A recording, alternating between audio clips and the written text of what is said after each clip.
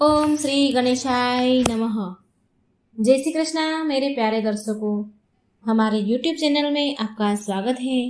आज हम सुनेंगे अमावस्या पूर्णिमा दो बहनों की अति दुर्लभ कथा। अगर आपको ये कहानी ये वीडियो अच्छा लगे तो चैनल को सब्सक्राइब जरूर कीजिएगा, वीडियो को लाइक और शेयर भी करने का बेल आइकन का बटन भी ऑन जरूर कर दीजिएगा, क्योंकि आप तक वीडियो का नोटिफिकेशन जल्दी ही पहुंचे। तो चलो हम सुनते हैं अमावस्या और पूर्णिमा की दो बहनों की कथा। ओम नमः शिवाय, हर हर महादेव। पौराणिक कथाओं के अनुसार एक राजा और रानी थे। उनकी दो लड़कियां और दो लड़के थे। एक लड़की का नाम पूर्णिमा था और दूसरी लड़की का नाम अमावस्या था। पूर्णिमा घर का सारा काम काज करती और भगवान की पूजा पाठ किया करती और गाय की सेवा भी करती थी। लेकिन अमावस्या ना तो घर का काम करती और ना ही भगवान की सेवा पूजा पाठ करती और ना ही गौ की सेवा करती थी। फिर भी राजा और रानी अपने दोनों बेटों और अमावस्या को बहुत प्यार करते थे, लेकिन पूर्णिमा से नफरत करते थे। राजा को दोनों लड़के को और लड़कियां धीरे धीरे बड़े होने लगे। राजा ने दोनों लड़कों का तो विवाह कर दिया। इसके बाद रानी ने कहा कि दोनों लड़कियों का भी विवाह के योग्य हो गई है, तो इनका भी हम विवाह कर देते हैं।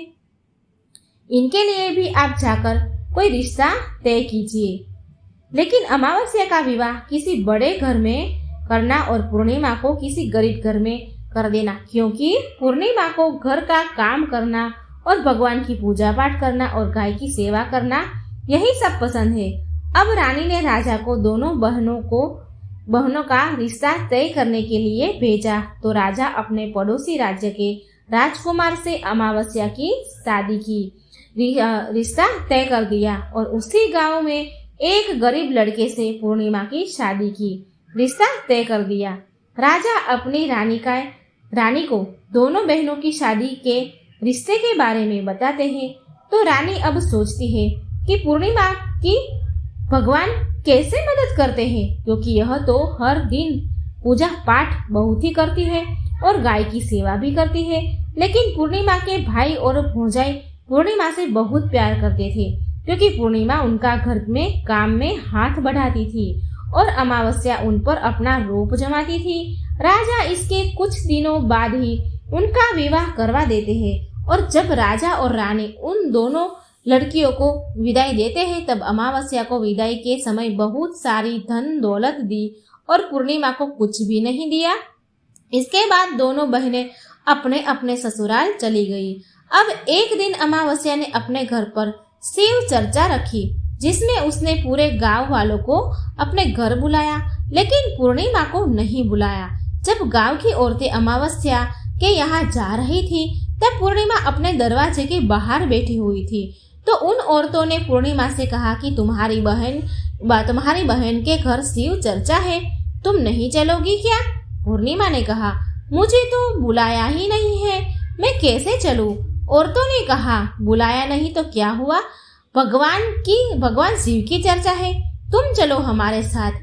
पूर्णिमा उन औरतों की बात मानकर उनके साथ चली जाती है। जब अमावस्या की नजर पूर्णिमा पर पड़ती है, तो अमावस्या ने गुस्से में आकर पूर्णिमा से कहा कि तू यहाँ कैसे चली आई? तुम्हें तो मैंने बुलाया ही नहीं है। खैर कोई बात नहीं, अब तुम आ ही गई हो तो चुपचाप बैठे रहना और इधर उधर मत घूमते रहना। अमावस्या ने पूर्णिमा की गरीबी का मजाक उड़ाया। अमावस्या की यही बात सुनकर पूर्णिमा की आंखों से आंसू बहने लगे, आंसू की धारा बहने लगी और भगवान शिव से हाथ जोड़कर पूर्णिमा मन ही मन में विनती करने लगी कि भगवान, क्या पूजा पाठ करना, घर काम करना और गौ सेवा करना यह गलत है क्या? आखिर मेरा कसूर ही क्या है? आप कब कृपा करेंगे मुझ पर? पूर्णिमा बारंबार भगवान से यही कहती रही। जितने में शिव चर्चा पूरी हो गई। अब अमावस्या भगवान का प्रसाद बांटने लगी, तो अब उसने सबको भगवान का प्रसाद दिया, लेकिन पूर्णिमा को नहीं दिया। पूर्णिमा बिना प्रसाद के ही घर लौटने लगी, तो रास्ते में उसने सोचा कि बच्चे प्रसाद मांगेंगे तो मैं उन्हें क्या कहूँगी। उसने सोचा कि मैं अपने मायके अपने भाई और भौजाई के यहाँ जाऊंगी और वहां से बच्चों के लिए कुछ लेकर आऊंगी। ऐसा सोचते हुए वह अपने घर आ गई और उसने अपने पति और बच्चों से कहा कि मैं अपने मायके जा रही हूँ। उन्होंने कहा ठीक है और पूर्णिमा मायके के लिए रवाना हो गई। चलते चलते एक चबूतरा आया जिस पर तुलसी का पौधा लगा हुआ था और उस चबूतरे पर एक बूढ़ी औरत बैठी हुई थी। वह कोई और नहीं मगर साक्षात तुलसी माँ थी। उस बूढ़ी औरत ने पूर्णिमा से कहा, बेटी तुम कौन हो और कहाँ जा रही हो। तो पूर्णिमा ने अपना परिचय दिया और उस बूढ़ी औरत ने पूर्णिमा से कहा, यह तुलसी का पौधा सूख रहा है, इसमें थोड़ा पानी डाल दो और इस चबूतरे की साफ सफाई कर दो जिससे मुझे थोड़ी ठंडक मिलेगी। पूर्णिमा ने कहा ठीक है माँ जी। उसने तुलसी माँ को पानी डाला, चबूतरे की सफाई की और उस बूढ़ी माँ को स्नान कराया, नहला दिया और उसने पैर भी दबा दिए और कहा, और क्या कुछ काम है माँ जी। उसने कहा कुछ नहीं। बूढ़ी माँ बोला, कुछ नहीं, अब तुम जाओ और वापस आते समय मुझसे मिलकर जाना। पूर्णिमा ने कहा ठीक है माँ जी और वह वहां से रवाना हुई। तो चलते चलते आगे एक शिव मंदिर आया। वहां पर एक बूढ़े बाबा मिले जो साक्षात भगवान महादेव थे। उन्होंने पूर्णिमा से कहा, बेटी तुम कौन हो और कहाँ जा रही हो। पूर्णिमा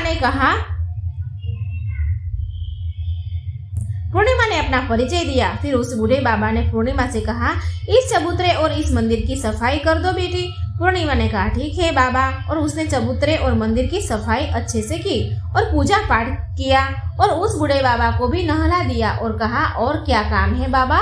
उस बूढ़े बाबा ने कहा, और कुछ नहीं बेटा, अब तुम जाओ और वापस आते समय मुझसे मिलकर जाना।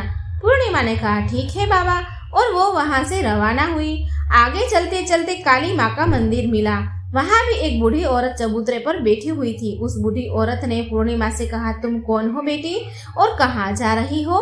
पूर्णिमा ने अपना परिचय दिया। तब उस बूढ़ी औरत ने पूर्णिमा से कहा, बेटी यहाँ सब पूजा पाठ करने तो आते हैं लेकिन मंदिर की सफाई कोई नहीं करता, इसलिए इस चबूतरे और मंदिर की सफाई कर दो बेटा।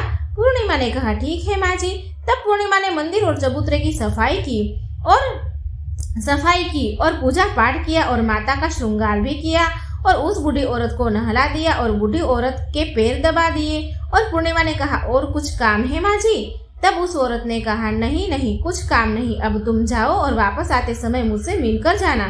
तब पूर्णिमा ने कहा ठीक है माँ जी।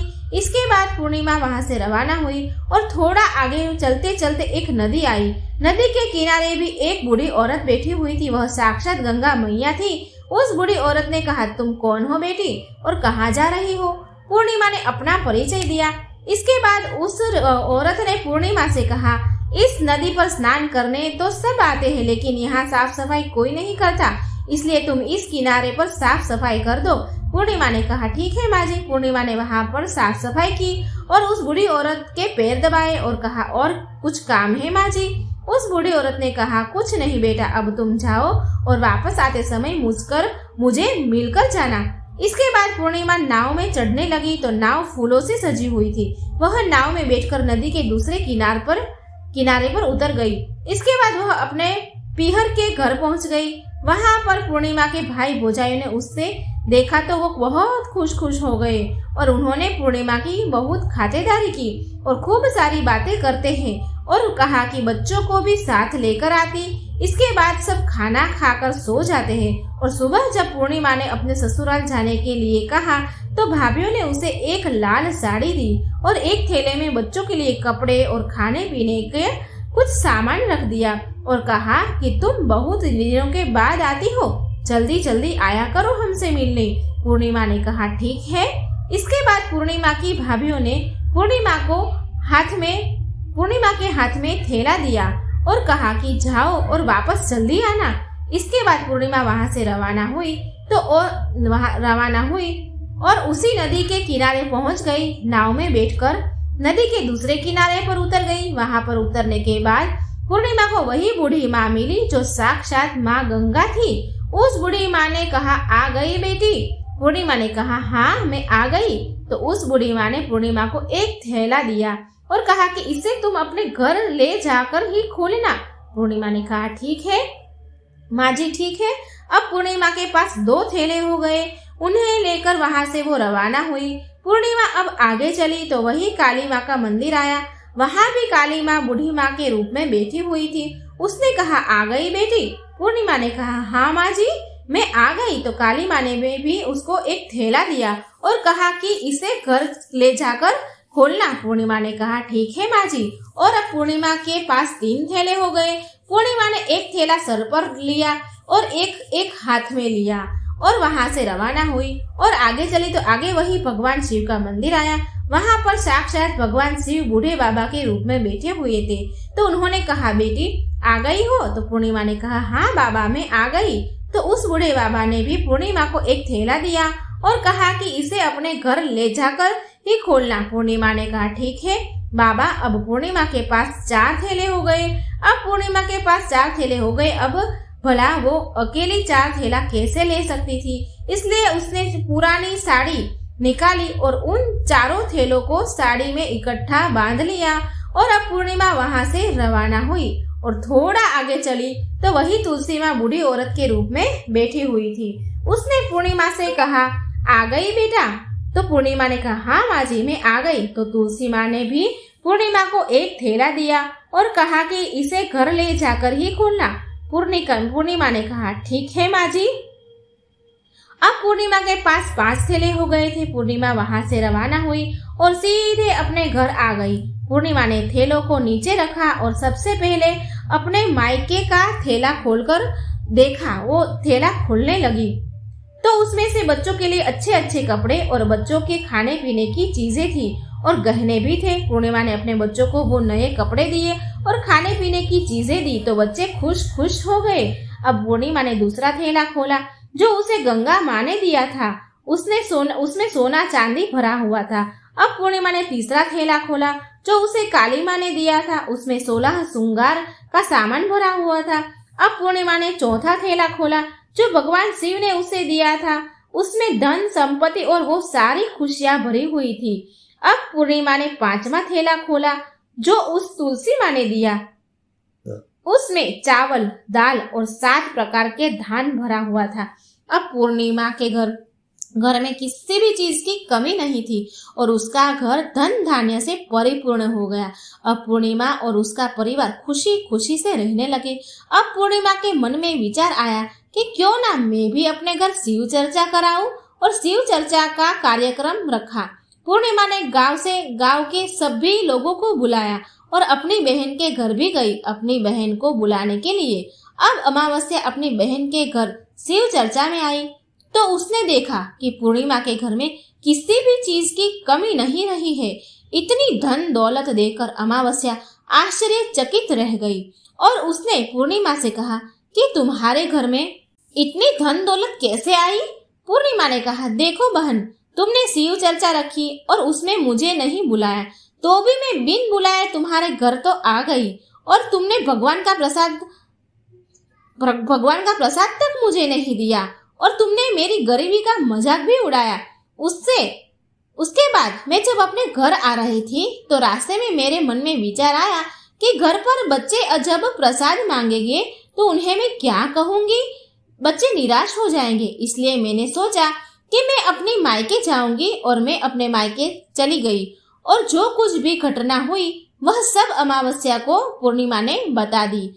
अब अमावस्या ने पूर्णिमा से कहा कि तुम भी मुझे प्रसाद मत दो और मुझे डांटो, लेकिन पूर्णिमा ने कहा कि यह तो भगवान का प्रसाद है, मैं तो सबको दूंगी और तुम्हें भी दूंगी। फिर भी अमावस्या ने प्रसाद भी नहीं लिया और वह सीधे अपने घर चली गई। जाकर अपने बच्चों से कहकर वह अपने मायके जाने के लिए रवाना हुई। चलते चलते रास्ते में वही तुलसी माँ मिली जो चबूतरे पर बूढ़ी माँ का रूप धारण करके बैठी थी। उस बूढ़ी माँ ने अमावस्या से कहा, बेटी तुम कौन हो और कहाँ जा रही हो? तुलसी का पौधा सूख रहा है, इसमें थोड़ा पानी डाल दो और इस चबूतरे की साफ सफाई कर दो। पर अमावस्या ने कहा, ए बुढ़िया, तुझे दिखाई नहीं देता? मैंने कितनी महंगी साड़ी पहनी रखी है, यह गंदी हो जाएगी। ऐसा कहकर वह आगे चली। आगे गई तो भगवान शिव मिले, उनको भी उसने ऐसे ही कह दिया। उसके बाद आगे चली तो काली माँ मिली, काली माँ को भी उसने ऐसे ही कह दिया। उसके बाद आगे चली तो गंगा मैया मिली, गंगा मैया को भी उसने ऐसा ही कह दिया। इसके बाद वह नाव में बैठने लगी तो नाव में फूलों की जगह कांटे थे जो उसके पैरों में चुभ गए और वह दूसरे किनारे पर उतरकर वह अपने मायके चली गई। जब वहां उसकी भौजाइयों ने देखा तो वे आपस में धीरे धीरे बोली, काम की ना काज की, 2.5 शेर अनाज की, ये बला कहाँ से आ गई? अब आ ही गई है तो ठीक है, पूर्णिमा तो अपने काम में हाथ बढ़ाती है, यह कोई काम तो करेगी नहीं। अब उन्होंने खाना बनाया और खाकर सो गई। अमावस्या सुबह उठी तो अपनी भौजाइयों से कहा कि मैं अपने ससुराल जा रही हूँ। तो उन्होंने कहा ठीक है जाओ।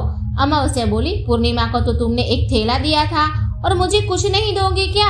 भौजाइयों ने कहा तुम घर जाओ, थैला तुम्हारे घर पहुंच जाएगा। फिर वहां से रवाना हुई और नदी के किनारे आकर नाव में बैठकर दूसरे किनारे पहुंची। वहां गंगा मैया बूढ़ी माँ के रूप धारण करके बैठी हुई थी। बूढ़ी माँ ने कहा आ गई हो बेटी? तो उसने कहा हाँ आ गई। अमावस्या ने कहा तुमने पूर्णिमा को एक थैला दिया था और मुझे नहीं दोगे क्या बूढ़ी माँ? बूढ़ी माँ ने कहा ठीक है तुम अपने घर जाओ, थैला तुम्हारे घर पहुंच जाएगा। इसके बाद काली माँ ने भी ऐसे ही कह दिया। इसके बाद शिव जी ने भी ऐसे कहा। इसके बाद तुलसी माँ ने भी ऐसे ही कह दिया। इसके बाद जब वह अपने घर पहुंची तो आंगन में 5 थैले रखे हुए थे। अमावस्या ने अपने मन में सोचा कि आज तो मैं निहाल ही हो गई। उसने जल्दी जल्दी से सभी थैलों को खोला तो उसमें से किसी में मिट्टी, तो किसी में पत्थर, तो किसी में कंकड़, किसी में कोयला, किसी में सांप बिच्छू भरे हुए थे। यह सब देखकर उसने अपना सर पकड़कर कहने लगी कि हे भगवान, मुझे मायके में भी कुछ नहीं मिला और इन थैलों में भी कुछ नहीं मिला। इसके बाद अमावस्या दौड़ती हुई अपनी बहन पूर्णिमा के घर जाती है और पूर्णिमा से कहती है तुझे तो इतना सब कुछ मिला और मुझे कुछ भी नहीं मिला, आखिर क्यों पूर्णिमा? पूर्णिमा ने कहा कि मैं जब अपने मायके जाती हूँ तो अपनी भाभीयों के साथ मिलकर काम करती हूँ और तुमने कभी उसकी इज्जत नहीं की, उसको मान नहीं दिया, इसलिए तुम्हें वो भला क्या देती। और इसके बाद तुमने गंगा माँ को ठुकरा दिया और काली माँ को ठुकरा दिया, भगवान शिव को ठुकरा दिया और तुलसी माँ को भी ठुकरा दिया, इसलिए उन्होंने भी तुम्हें कुछ नहीं दिया। अमावस्या बोली बहन मुझे माफ कर दो, मैंने सदा तुम पर अत्याचार ही किया है, मुझे कुछ नहीं मिला तो कोई बात नहीं, मैं भगवान की भक्ति करके सब कुछ प्राप्त कर लूंगी, मुझे इसका रहस्य बताओ। तो पूर्णिमा ने कहा तुम 3 सूत्र का ज्ञान ले लो। पहले सूत्र में दया मांगना और दूसरे सूत्र में चर्चा करना और तीसरे सूत्र में 108 बार ओम नमः शिवाय का जाप करना। बहन भगवान ने जो 3 सूत्र दिए हैं इनको अपने हृदय में बसा लेना। मैंने सच में मन से भगवान की पूजा पाठ की, इसलिए मेरे पास कुछ नहीं था, फिर भी भगवान ने मुझे सब कुछ दिया है और तुम्हारे पास जो सब कुछ था वो भी खत्म हो गया। इसके बाद अमावस्या अपने घर गई और भगवान की पूजा पाठ करने लगी और भगवान शिव से माफी मांगने लगी और गौ सेवा करने लगी और दूसरों की मदद करने लगी। वीडियो अगर पसंद आया हो तो लाइक जरूर करना मित्रों। ये अमावस्या पूर्णिमा की अति दुर्लभ पवित्र कथा है। वीडियो अच्छा लगे तो शेयर भी जरूर करना। कमेंट बॉक्स में ओम नमः शिवाय भी जरूर लिख देना। जय श्री कृष्ण, राधे राधे।